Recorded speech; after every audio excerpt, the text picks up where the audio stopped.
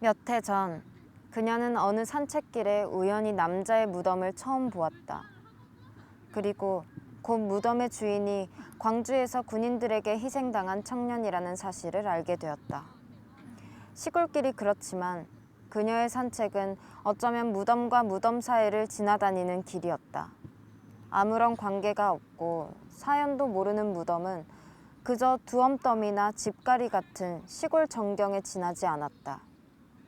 그러나 오가면서 남자의 무덤을 볼 때마다 자꾸 눈이 갔다. 불편한 마음이 맺혀서 풀리지 않았다. 처음에는 남다른 사연을 들어서 그렇겠거니 하고 생각했다. 점차 불편한 마음이 어디에서 오는지 스스로에게 묻지 않을 수 없었다. 머지않아 그녀는 자신이 어떤 악몽과 대면하고 있다는 사실을 깨달았다. 7년 전 그녀는 대학생이었다. 그 해의 사륙은 그녀한테 아무 피해도 없이 지나갔다. 그런데도 교정은 물론이고 도시 전체가 상중인 것처럼 그녀의 가슴을 짓눌렀다. 졸업과 함께 이 지방으로 발령을 받았을 때 그녀는 잠시 해방감을 맛보기도 했다. 그러나 그 마음은 오래가지 못했다. 그녀는 여전히 우울했다. 그의 무덤은 자신이 악몽으로부터 도망치지 못했다는 사실을 다시금 환기시켰다. 지나친 집착이 아닐까 하는 의구심을 아는 채 여자는 간혹 길가에서 무덤을 오랫동안 바라보았고 때로는 무덤가에 올랐다. 어느새 그의 무덤은 여자에게 어떤 추모탑과도 같은 존재가 되었다. 그녀는 그 무렵 일기를 다시 썼고 일기는 얼굴 한 번 본 적 없는 남자를 자꾸 불러냈다. 그의 기일을 알고 난 뒤로 그녀는 자신만의 의식도 가졌다. 기일 이틀 후에는 꽃을 사서 무덤에 올랐다.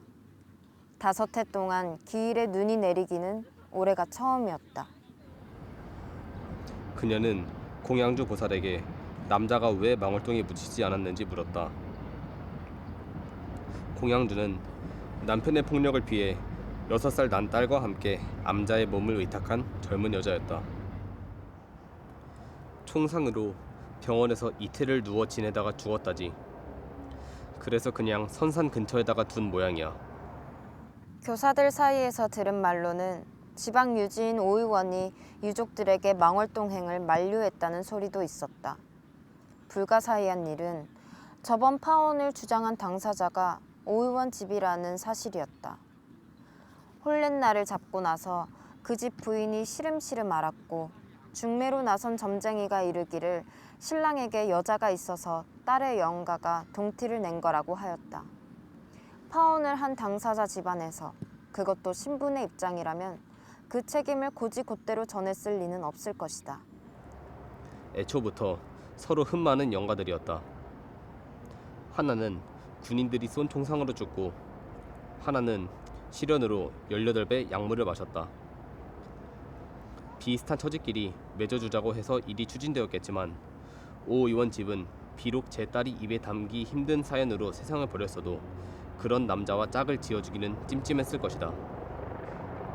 여자로서는 그렇게 지켜왔다.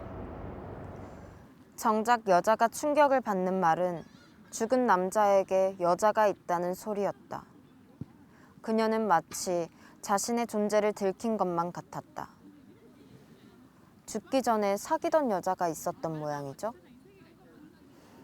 그래서 남자 집에서 펄쩍 뛰고 난리지. 말 되는 이유를 대야 말이지. 그 집 보살님은 아들이 생전에 여자친구 하나 사귄 적이 없다고 억울해하지. 근데 무덤에서 꽃다발을 놓고 가는 젊은 여자를 봤다는 사람도 있다우.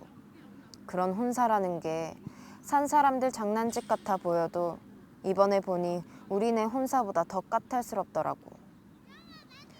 여자는 깊은 혼란에 빠져서 남자 무덤으로 가는 발길을 끊었다.